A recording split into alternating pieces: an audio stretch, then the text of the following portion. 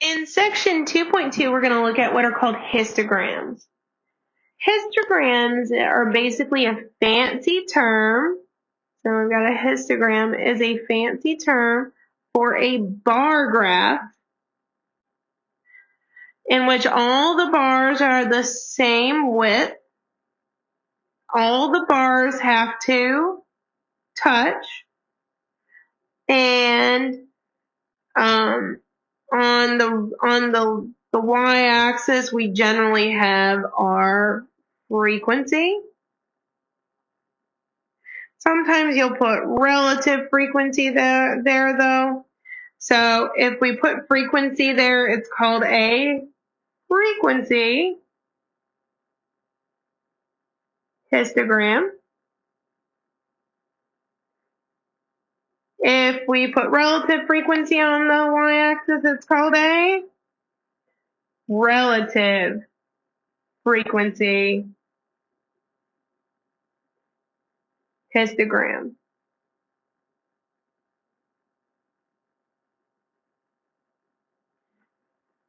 Now, what's along the bottom can vary.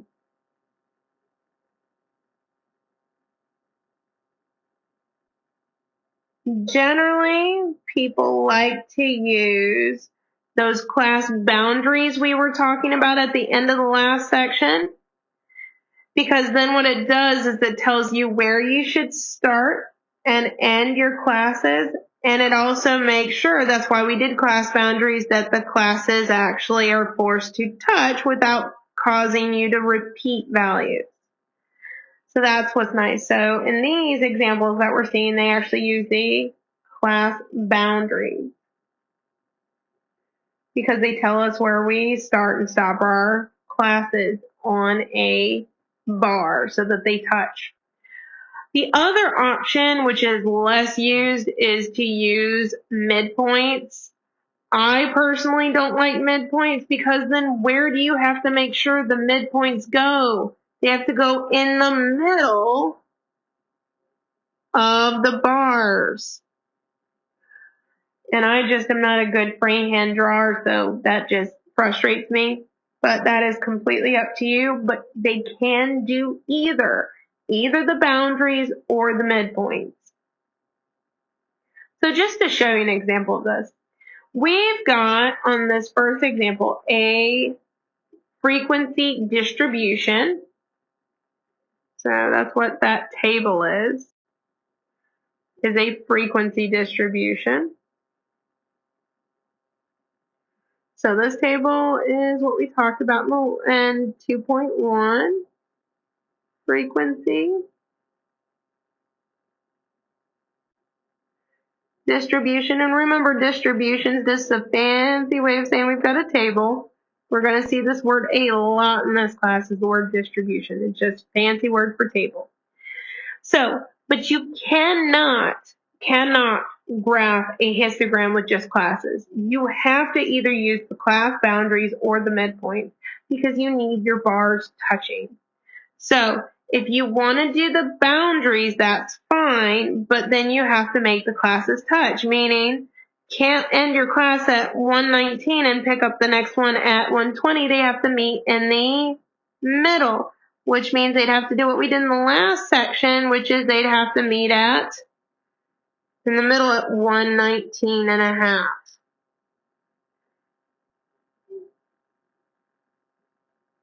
And that means the next one would have to meet in the middle. We've got 129, and 130 would have to meet at 129 and a half.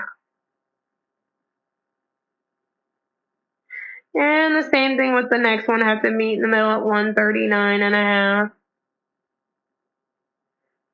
And so on and so forth. And until we get to the last one here, which would be having to meet at 189 and a half. But also, remember, we talked about this last time, that you still have to push out your first class and your last class. So pushing out the end of the last class would be 199.5, and starting the first class a little bit early would put you at 109.5 to continue with the pattern, because you want all the bars to be the same size. You don't want one that's a little bit smaller at the beginning and at the end. That would just look silly. So what we're going to do is if we're going to do the class boundaries one first, that's what we have listed here, class boundaries. So let's do that one first. Do that graph first, the class boundaries. So the class boundaries are what's going to go along the bottom. So I'm not starting at 0, so I'm going to put what's called a break in the graph, which looks like a little sideways Z. It means I'm not going to start at 0. I get to start wherever I want. And I'm going to start at the low end that I've got here, which is at the 109.5.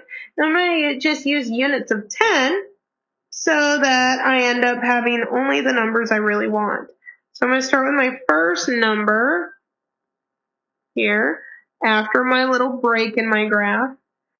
I'm going to start out with 109.5. And then my next one will be 119.5. And then next one is 129.5. And I'm going to keep on going until I get to my 199.5. 139.5. 149.5. 159.5. 169.5. 179.5. and 189.5 and 199.5 for this last one here. And so what's supposed to go on my other side? Well, what kind of histogram did they want? They wanted a frequency histogram. So that tells me what's going to be along my y-axis is going to be my frequency. Well, if you look at my frequencies along in the table, they range anywhere from 2 to 13. So I'm going to do my y-axis in units of 2. So I'll do 2, 4, 6, 8, 10, 12, and 14. That will cover everything. And then so let's draw our bars one at a time. So I'm just going to go through these one piece at a time. So the first class has a frequency of 2. That means my first bar for my first class here, well, my first class is 109.5 to 119.5, should just go up to the first bar at 2. And you can color it in, it's really up to you. The second bar, the second class, should have another frequency of 2, so it should have the same height. Again, it doesn't have to be perfect. The next one should start at the next class boundary and continue. Remember, our bars are touching, but it should have a height of 5, so somewhere between 4 and 6. And keep on going. The next class has a frequency of 9, so somewhere between 8 and 10. I know I'm not the greatest artist, but bear with me. Next one would be 13 for the next class. Again, picking up where I left off. That's why I love class boundaries and the fact that the bars have to touch. And keep on going. Next class, the 159 to 169.5 is gotta have about an 8. And next one is about a 6.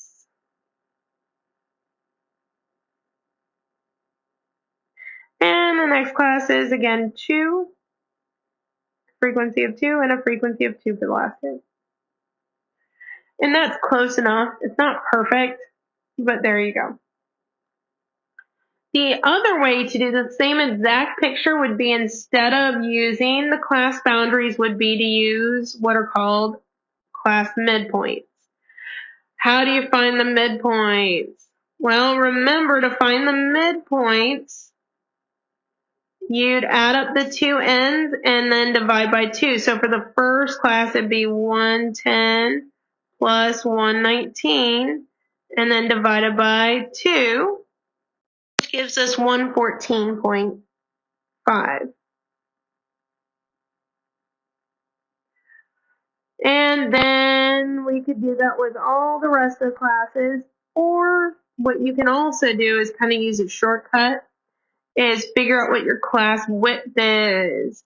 Well, your class goes from 110 to 120. So that means your class width is 10. So your next one would be that you're going to add 10. So that would be 124.5. Then 134.5. All the way down until you get to the 194.5 as your last midpoint. Or you can just do them all by hand and just add them up and divide by 2. So if you decide to use midpoints, you still got to start with a break in your graph because you're not starting at 0, so it's a little sideways Z of some kind. And I'm going to start a little bit further in on this one. I'm going to start with the first midpoint, which was 114.5. And then, let's see, the next one we were going in a class width of 10. So the next one would be 124.5, and then 134.5, 144.5, 154.5, 164.5, 174.5, 184.5, and 194.5. The difference is with midpoint is I need to make sure the midpoint is in the middle of my bar because it's the midpoint, it's the middle. So my first bar, and I'm still going to have frequencies on the left-hand side on my y-axis. And I'll do this exact same way I just did it in the last graph, which is 2, 4, 6, 8, 10, 12, and 14. So the first one had a frequency of 2. But this 114, where the bar should be in the middle of the bar. So look, I'm putting the 114 in the middle of the bar, the first bar with a frequency of 2. Second class also at a frequency of 2. Make sure that midpoint stays in the middle of your bar. It had to be perfect, but it should be somewhere in the middle. Next class had a frequency of 5. So again, make sure that midpoint stays in the middle. Next one had a frequency of 9.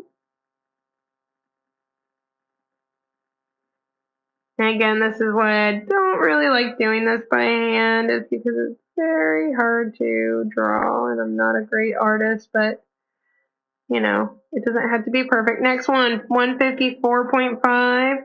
Its frequency was 13. And next one had a frequency of 8.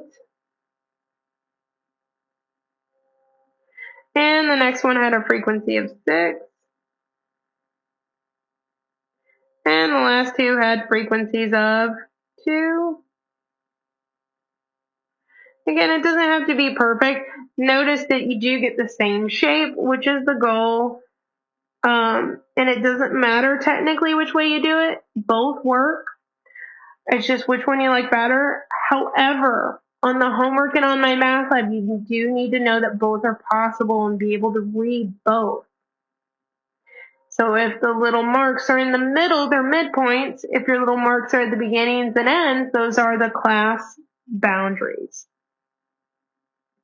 Notice the shape that we're getting for these. I do want to point these out because this example that we're looking at is special because it makes, it's not perfect, but it makes like what's called a bell shape, curve-ish type thing going on. And this bell shape curve, if we continue along, and we'll see this a lot in this course, is what's called a normal distribution or a normal curve when you have this shape.